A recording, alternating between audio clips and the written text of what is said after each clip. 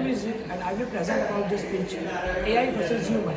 AI is full form is artificial intelligence. Artificial intelligence is a all master in the all field. AI આગળના સમય ઉપર બહુ ज़्यादा develop થઈ જશે. AI આપણી લાઈફસ્ટાઈલ ઇઝી કરે છે. AI આગળના સમયની અંદર જેમ ફ્યુચર આપણી ફ્યુચર વધી શકે.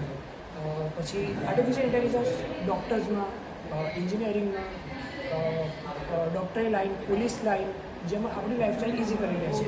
પછી હ્યુમન્સની વાત કરીએ, હ્યુમન્સ એટલું બધું વિચારતું નથી, એ ઇમોશનલી વિચારે છે.